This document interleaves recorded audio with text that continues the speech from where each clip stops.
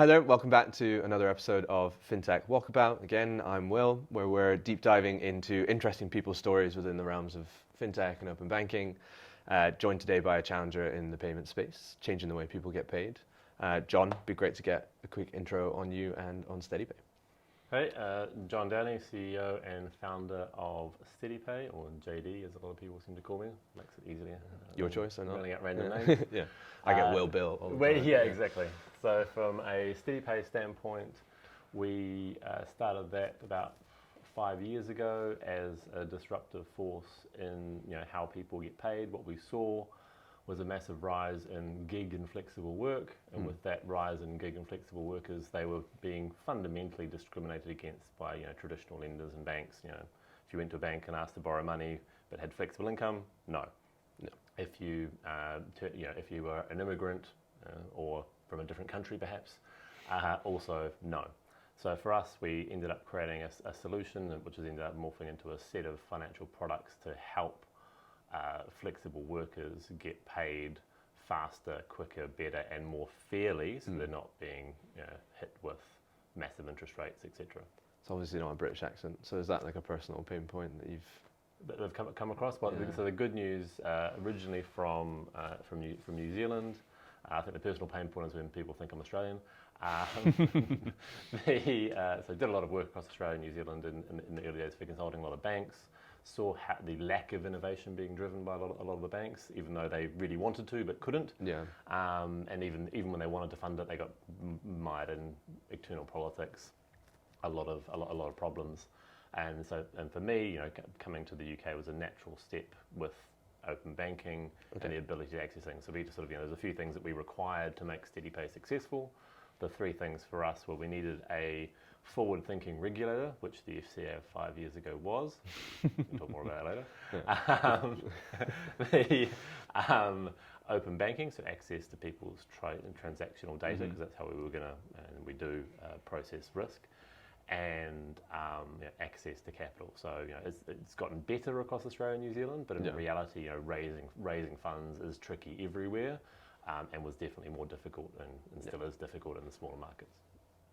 And so not the US because of the regulator, not Australia because of the cash, or UK because it was a nice kind of... And so in Australia and New Zealand, the banks are fundamentally an oligopoly, despite what anyone tells you. I'm sure they meet at a private club and decide what the interest rates are.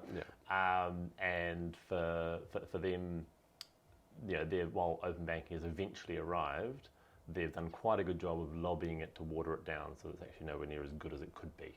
Interesting, because the narrative is we're actually, well, I say we, those down under are actually campaigning for open data as a concept, as opposed to just open banking. And it sounds great at a high level and as a marketing call. If I was working for one of the big banks in their marketing team, or in their making people feel better team, I'd say that similar to the banks here and down there around the cost of living crisis. If you look at the helpfulness of the tools they provide, they're well, thankfully TSB are providing app taps, so they're doing all right. Well, this is one of them. So consulting at large financial institutions, that's how it all started. What was the focus? Let's talk about you a little bit before we talk. So for me, focus was a lot of work with banks and large insurance companies, doing big custom solutions for them in terms of, most of them found that in those days, things got a little bit better now, but in those days, 10 plus years ago, there was very little off-the-shelf software that was actually fit for purpose. Especially for mid-sized or smaller markets. You could buy something giant from Microsoft or SAP or something, but in reality, it would cost you a fortune to customize it. You may as well just build it yourself. So a lot of it was doing that type of thing, and what I ended up doing off the back of that was in founding my own consulting business across Australia and New Zealand, which specialised in information management, or as I think about, as I now know, back then we called it stochastic modelling. Nowadays we call it AI and machine learning. So if I'd rebadge it, then I think I would have a bit better exit multiple. That's a man who's been doing some funding rounds, isn't it? Yeah. AI, ML built in at the core. Exactly. So what was that transition like, moving from the kind of big and clunky, let's say, into the small and nimble world of fintech startup? So I think the transition for me step was transitioning to my own consulting business and scaling that from sort of 0 to 50 people was that initial learning of starting a business with 0 customers, 0 staff, and taking it somewhere. Now obviously it wasn't building a product. We were fundamentally selling consulting services, but that was sort of the first taste and how that worked, how you built a pipeline, how you managed a pipeline of customers, how you recruited and hired people into your new firm that has no name and no relevance to other people as opposed to somewhere else they could work, and then so that was sort of I'd say a grounding, and then moving into the fintech world ended up as a secondary step. So between exiting the consulting business and starting SteadyPay, I was sort of thinking about what the next move was, and parachuted back into a couple of the banks to help them out with some of their credit risk and innovation projects. So they were trying to do innovation, and they tried really hard. They poured a lot of money into it. They were trying to incubate startups within the bank, and even the ones that got reasonable traction would flame out after a year or two, and they tended to flame out fundamentally due to internal politics. And most of the people on the business side of the startup within the bank were actually focused on internal politics, not on the startup, which is also a bit weird. But God, things have changed so much. So you dipped your toes in. Was it No Money? So No Money was an early days attempt. So once I'd finished the consulting, or even while I was doing some of it, what we were seeing was a few people were giving me the not so subtle, you should probably do another business hint. Please go away. We'd really like you, but be gone. So much that we think you should do something. So much that you should do something else. And so we originally looked at No Money. I still laugh to this day because I get this little video online of sort of the UX. It was very much a digital bank, and in that sort of era, around that time that everyone was sort of starting a neo bank, and the UX looks like Starling. It's quite funny. I mean, obviously we've developed in complete isolation, but it's sort of funny. It looks very similar to Starling's UX. But what I realised then is when we were kicking that one off and having initial conversations, if you're really looking to launch, I'll say, a really big startup, it needs to not be your first, maybe even not even your second exit. So if you look at a lot of people that you see now, oh, aren't they doing fantastically? So we'll take a random example in the market. So Julian at WeFox. WeFox doing fantastically well. German's first, one of the unicorns, growing spectacularly, real insurtech disruptor. It's like a second or third startup, and even he'll tell you that he couldn't have done it without doing the others first, because he wanted to disrupt the insurance industry, and he knew that just straight off the bat he was going to need tens of millions. So he needed an investor that was going to back him for tens of millions on a pre-seed. You need that clout. Yeah, and so you have to have that clout before you do it. So I think we sort of shopped around the No Money, or sort of a neobank type concept, and quickly realised that without that clout and without that industry trust and without those relationships to quite large pots of investment cash, you were unlikely to make it fly. To kickstart it. Well, Anne talks about that. Starling's Anne. On her podcast with Stephen Bartlett. I don't know if you've seen that, but it's actually, I know Tom and Anne did their kind of back and forth through Stephen, which is those 2 episodes. I'm not a huge, actually, ironically, having sat here talking on a podcast, I'm not a huge podcast listener or watcher, but it was one of the few I watched, and I thought that kind of back and forth between them. I mean, Tom's a similar story, right? Multiple successes, and went to start Monzo. Exactly, and it's interesting. I actually like that story in the sense you get to see the 2 very different personality archetypes come out. It's the same problem as well. And is either one right or wrong? No, they just have a very different opinion on things. It's a nice political answer. Well, exactly. I mean, don't get me wrong. I mean, I think in the heat of, we use a funny example of the over-dramatise. In the heat of battle, people will do and say things they probably regret later. So let's talk to SteadyPay. Not on the theme of regretting things you do in the heat of battle. So can you just give us a rundown? What exactly are you building? You talked about helping people, freelancers, gig economy workers get paid. What does that look like? Yep. It's Yep. wage smoothing. So So I'd say we always had a longer term, bigger vision, which was to help both gig or flexible workers and businesses, with sort of a overall sort of financial solution. But the initial thing that we wanted to create was something that solves a significant and meaningful pain point, which was income volatility. So for those that get paid, have any sort of get paid by the hour, the shift, the gig, that week to week or month to month or day to day, depending on when they get paid, it can be quite lumpy. So what we wanted to do was remove those peaks and troughs and ensure that they could then start to sort of stop living paycheck to paycheck and actually think forward. So ultimately what it creates is a level of psychological safety for those people to be able to actually, now I can budget with confidence. A lot of them wouldn't think of it as budgeting, but actually that's what allows them to do. So that income smoothing product was sort of our flagship. It still is. But in order to be able to do income smoothing, we knew we were going to need either one more products, and two, a different way of working with those customers to one, assess the risk, assess their affordability, make sure we're meeting all our compliance obligations, keep the FCA happy, etc. Otherwise, if we were just doing let's hit a credit reference agency, get a credit score. It's another payday loan. It's just another payday loan. Yes, mate, wrapped in a fairer subscription model. So we like to think of it as sort of Netflix for credit. Okay. And as opposed to any other sort of lenders, I like to say compounding interest is only your friend if you're an investor. So can you talk to the model a little bit? So it's I get £500 a week. Yep. I've got 300 this week because I was sick or whatever. I borrowed 200. I'm paying £7 a week, is it? Yep. So I mean, we use the easy example I quite like is, let's say you normally get 2,500 a month. I mean, matches your pay cycle weekly, fortnightly, monthly. Let's say you get 2,500 a month. This month you get 2,000, so you're 500 short.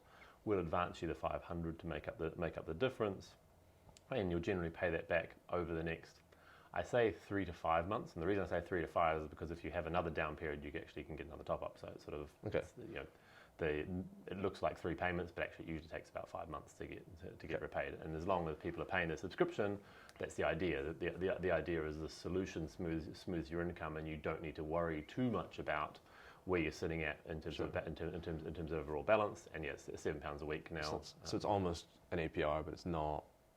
Like if you look at it throughout the year. Correct. So I mean, from an FCA's perspective, we have to publish an APR. APR is one of those things it's an interesting calculation, and some businesses do it well, some businesses do it badly. Some people, ultimately you have to say it's a cost of credit. Yeah.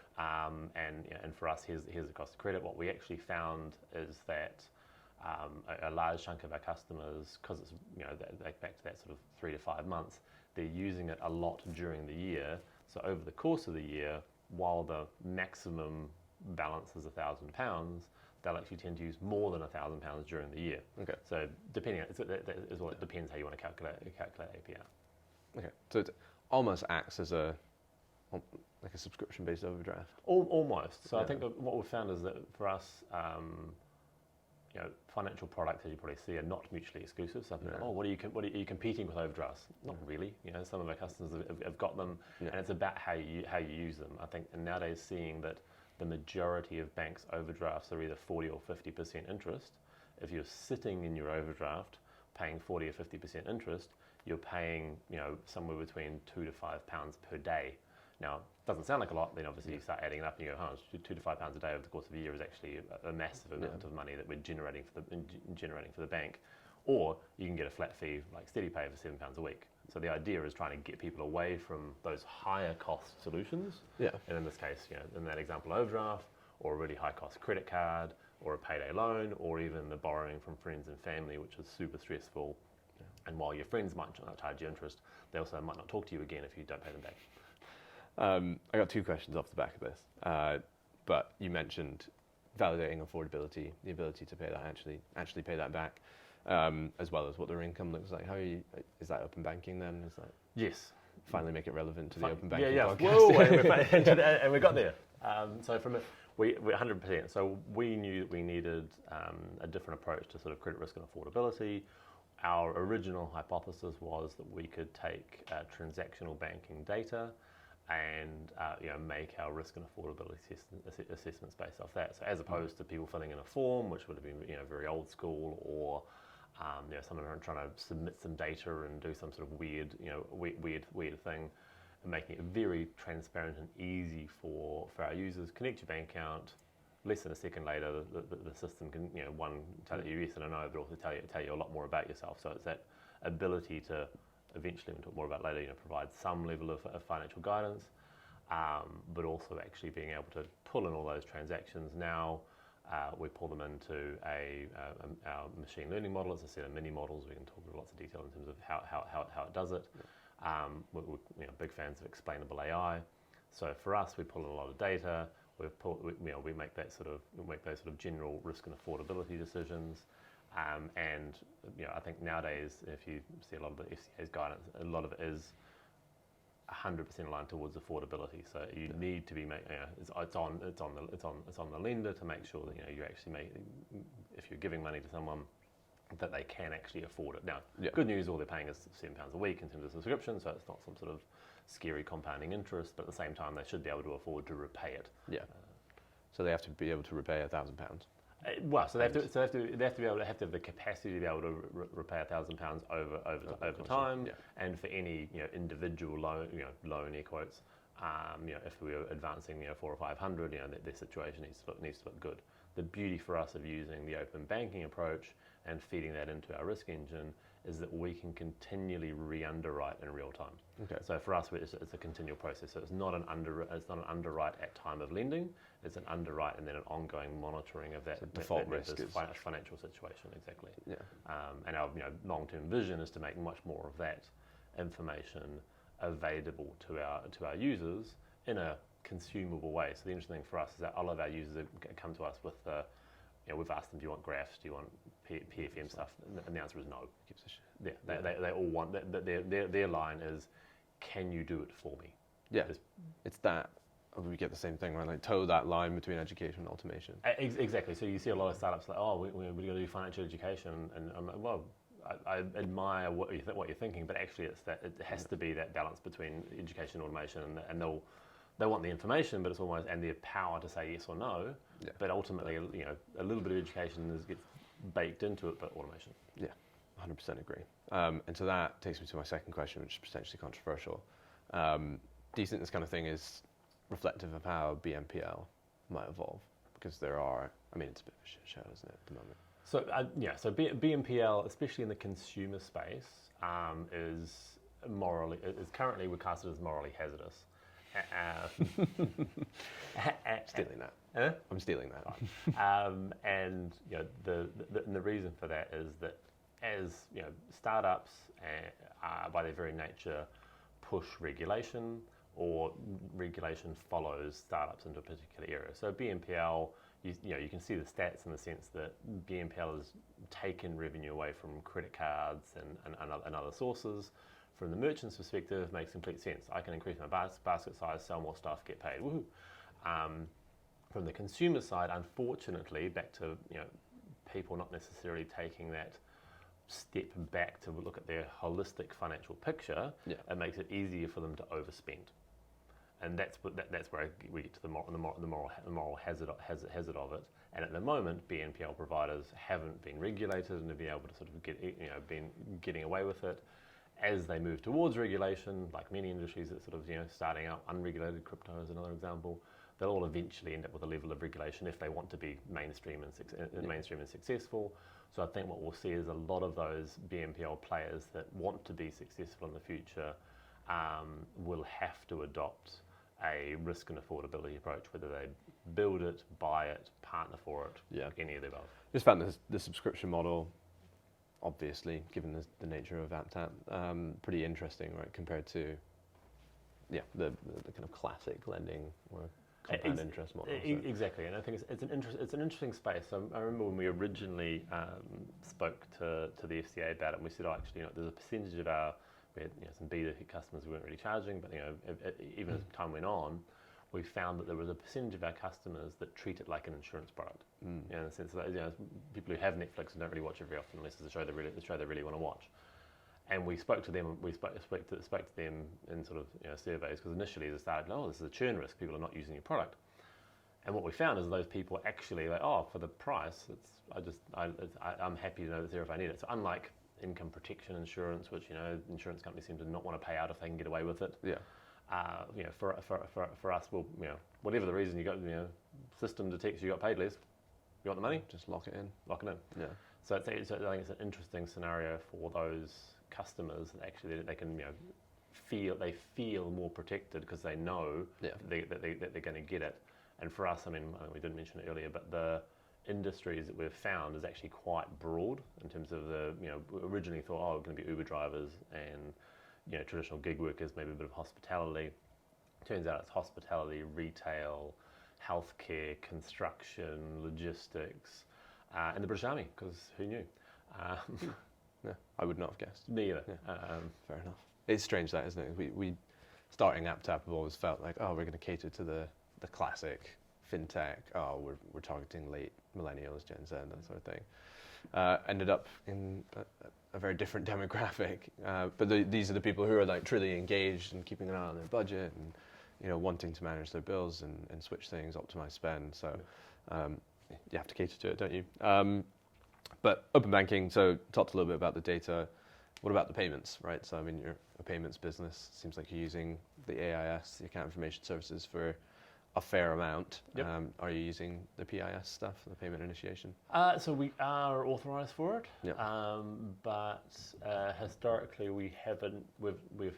So far we've done very little with it. So I think what we see in the future, and I think is true across the board, as account-to-account payments becomes more reliable and robust, and it lowers the overall transaction costs. When we think about, for us from a unit economics perspective, so the transaction costs, because there's lots of small but frequent payments, transaction costs are actually quite a high component of our unit economics. So being able to lower that over time with of account to account is actually is a good thing. At the moment, we tend to use a selection of providers and APIs to sort of make a lot of our payments. But over time, like a lot of areas, you can either continue to partner or subsume. But I think for us, I like to think of the FinTech as fundamentally quite a big ecosystem of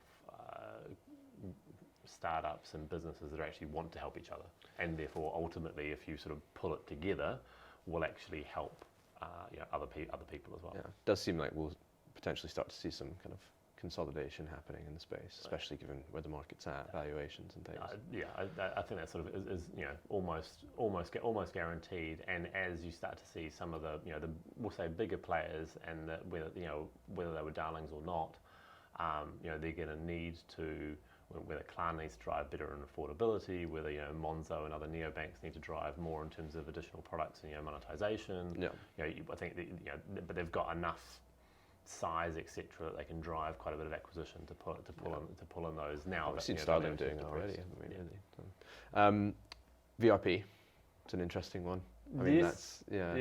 What's your? Because it sounds perfect, right, for what you're up to. It does, and I remember when more than 3 banks had it live. When it was first announced, I was like, variable, love it. Yeah. This sounds perfect. Let's go. It's live, brilliant. And but not really. Yeah. So to me, it's like the early days of open banking, when open banking first went live, and there were numerous banks that, if you looked at the stats, had like 60% availability. Yeah. Most of them have gotten better now. There's still a few exceptions. Not naming any names. Nope. But I mean, a VRP is the same. It's like, brilliant, great solution. We'll love it when it happens. When it actually happens. Yeah. And that's, I think, this is the frustrating thing for us in startup land, is that generally there's lots of areas where we can move quickly, and when we see a new initiative like that, we'd love to jump on top of it. But then you see the industry adoption's lower, or the dates keep sliding, which can get really frustrating. So, it's going to be this date. Oh, it's going to be this date. It's going to be this date. Yeah. Just give me a long stop. You know, tell me. Anyway, so, okay, you've got the combination of payments and account information services. Do you think, between the two, you're essentially saying we can get an understanding of who you are, consumer, your affordability, your willingness or ability to pay us back, as well as then help you make said payments? Do you think we're making credit scores obsolete, or is this something that kind of enhances the credit score? So I think that you need to play in both spaces, and so we've expanded out the engine to handle both individuals and businesses, so we can do businesses, because we're seeing a lot of early stage businesses that were struggling to sort of access things. Well, so it makes sense. And we found a one-person web designer is the same as a 3-person web design business, if you sort of look at it that way. It's interesting, yeah. And then I think while I'd love to make those sort of prophetic announcements of we're making credit scores obsolete, and there's business out there that are driving to do that. I think there's plenty of places around the world, the US being a good example, is if you don't have a FICO score, you're not a real person. Even in the UK, if you eventually want a mortgage or want to borrow money, you need at least a good enough credit score. Yeah. So I tend to sort of think of it more as an augmentation or the ability to do both. It would be great if we could make them obsolete, or at least drive the credit bureaus to take into consideration a lot more data. They're a little bit slower, and they'll eventually get there. But at the same time, there are areas where you're seeing people try and drive building credit, and they're saying, we'll build your credit score by reporting some random payments. The bad news is that from a lender's perspective, what they want to see is payback of a loan. And from a credit reference agency's perspective, what hits your credit score the most in terms of positive impact is repayment of a loan. Now, whether that's a credit card or whatever it happens to be, and there's some nice guidance around what to take out when, it's what's required to do it. Now, it's not necessarily what people want. I've given plenty of people early in their lives, my credit score's not very good, I'm 21, what do I do? Oh, well, you should get a credit card. But I don't want a credit card, I don't want to get into debt, I don't like debt, it's scary, which is all 100% correct. Yeah. Well, here's the education automation again, isn't it? Exactly. Yeah. Why would I get into debt if I can afford it not to? Yeah, exactly. Yeah. And that's the thing, whereas, at 21, I don't want to get into debt, and I don't need to get into debt, but at 31, if you want to buy a house, you need to have had debt and paid it off. Yeah, building credibility, isn't it? So, lots of change happening, lots of moving parts in the business. Yeah. The kind of regulatory shift, you mentioned it at the beginning, is kind of given SteadyPay and AppTap a place to play. What's been the biggest challenge in setting up the business, do you think? If you had to choose. So if I had to choose, it's a long list when you think about the challenges. I think one of the challenges I'd like to talk about, and then we'll talk about what I think is the biggest challenge. One of the challenges I'd like to talk about is that, and I think this is true for a lot of startup founders, is there's a lot of people early on when you're doing something quite different. It's like, that'll never work, and the ability to... It's impossible. That's impossible. I don't see that working. And I actually quite like hearing that. Yeah. Now, whether it's just being stubborn or obstinate, I don't know. But actually hearing that that's not going to work, actually I think creates a lot more drive and a push to actually make those things happen. Yeah. And sort of the more you hear it, the more you can sort of drive through. But I think that's sort of a lot of what I think is that founder mindset and the ability to be able to, yes, you're going to be flexible in terms of, actually we're finding a lot of traction in this market, or this part of the product's going better, doubling down in there. But being able to sort of continue to drive through into these, open space fundamentally blue ocean is quite a good place to be in. And then I'd say, probably the biggest challenge for me is, and I think this is overarching for the business, is the constant reminder. It sounds like a cliche, is that it is actually that it's a marathon, not a sprint. Yeah. So a lot of the time you're trying to do everything in a day, and we all know that actually we all overestimate what we can do in a short space of time and underestimate what we can do in a long space of time. and I think put too much pressure on ourselves to get something done in that relatively short space of time. Yeah. And that's true across the whole business and the whole business team. So it's actually being able to try. Biggest challenge is being able to, from a culture perspective, make sure everyone sort of understands that it is the marathon. No one gets super burnt out. Everyone understands the vision because people love working for purpose-driven organisations, and then how you sort of keep everybody sort of aligned as the environment, as what's cool or what's hot changes, and as things sort of change over time. I think patience has been the name of the game. Which is funny, right? Because startups go fast, but actually you have to be you actually have to be super patient. And I think it's an interesting one for us as we've transitioned from, I'd say, a more B2C driven to now much more of a B2B, embedding our parts of our solution into other people's platforms. Yeah. But it's back to that. It's actually helping neobanks and wallets retain and monetize their users by embedding income smoothing, or embedding our credit building, or embedding our risk engine, because they've struggled to approve customers for credit. Yeah. Which is no surprise. No, and people are struggling to even just digest open banking information, right?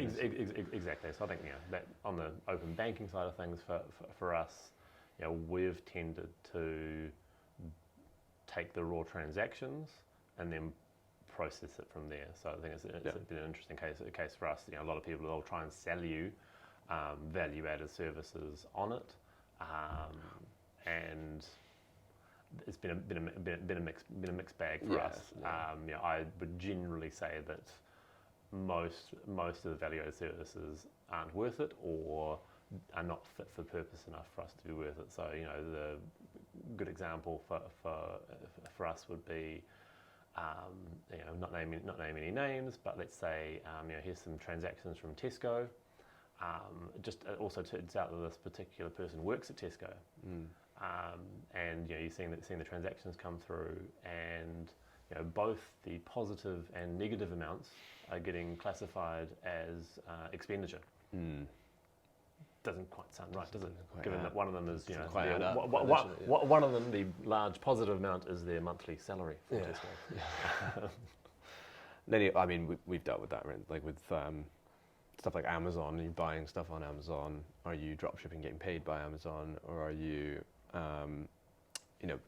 Amazon Prime, Audible, whatever member, and all these different payments just labeled Amazon in and out. And we just kind of took the same approach of like, screw it, we're just going to unfortunately, it's an interesting mix. I guess it's a simple area, but whether it's categorization or whether it's other components of it, you're finding that you sort of need to do it yourself, and you're still seeing a level of variability across the banks. And I mean, I don't know what you've seen, but I've also seen that, given that there's that weird scenario where everyone still thinks that by now every bank does open banking, right? Yeah. So what about Metro? No. Oh, what about because they got to build a business case, don't they? I mean, they've got to.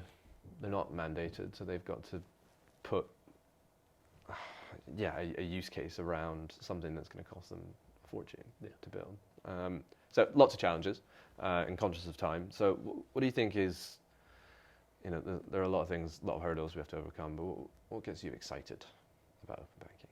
Let's talk about the good stuff. Let's talk about the good stuff. So what gets me excited, I think, is that opportunity to do things differently and make a fundamental difference in people's lives. So when we're thinking about it and thinking about our customers, both individuals and businesses, we're thinking in practical terms about how we make a fundamental difference. And as we move into this cost of living, inflationary environment, the more positive impact we can make for people by creating real solutions, so income smoothing, building their credit score so they get a cheaper interest rate at a traditional outfit, creating more cash flow smoothing solutions for their business. All of those things create a net positive impact in the world, and that's fundamentally what we're looking to do.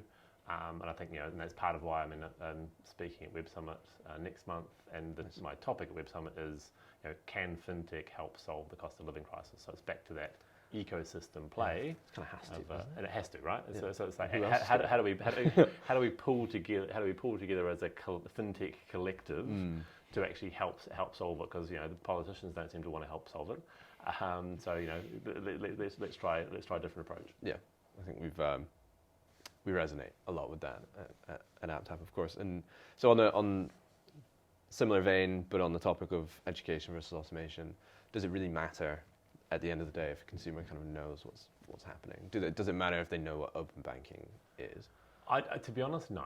So from the consumer's perspective, they have a job to get done, and the simpler, more seamless and invisible we can make that job, the happier they are.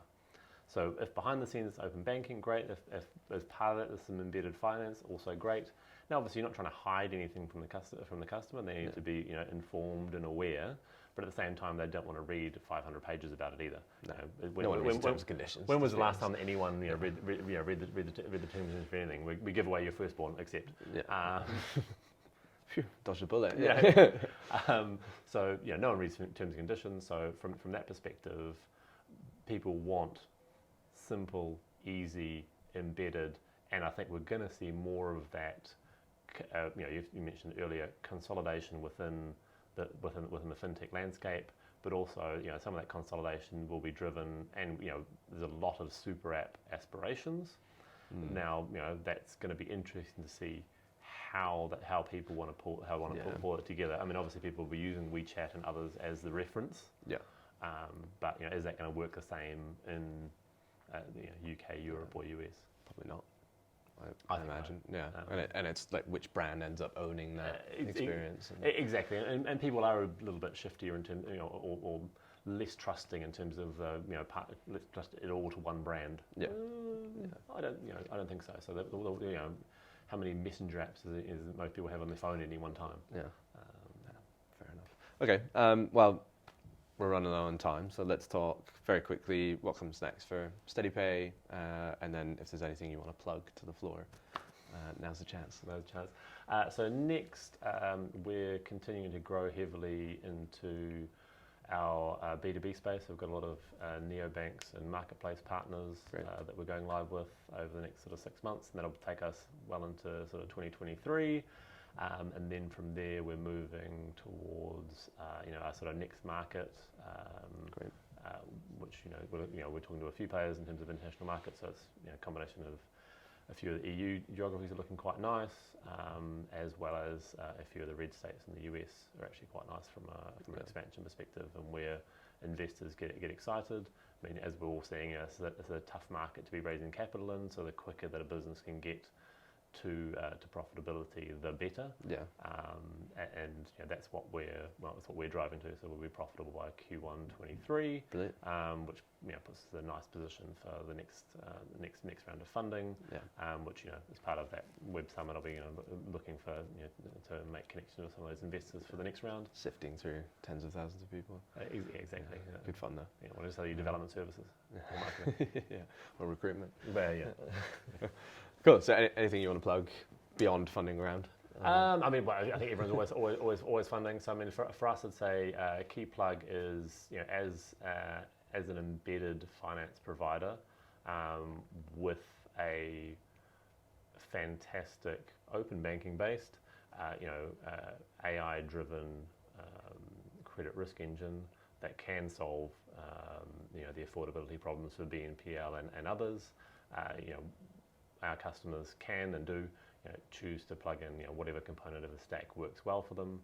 So for us, I think the key plug is those that are working for, with, or are related to partner businesses in that neobank, wallet, marketplace, or HR tech space that think one of our solutions would plug nicely in. Absolutely, reach out. We'd be love to talk to them. Brilliant. Well, John, SteadyPay, thank you so much for coming down. Thank you. Appreciate it, making the trek over East London. And thank you everyone for tuning in to another episode of FinTech Walkabout. We'll see you next time.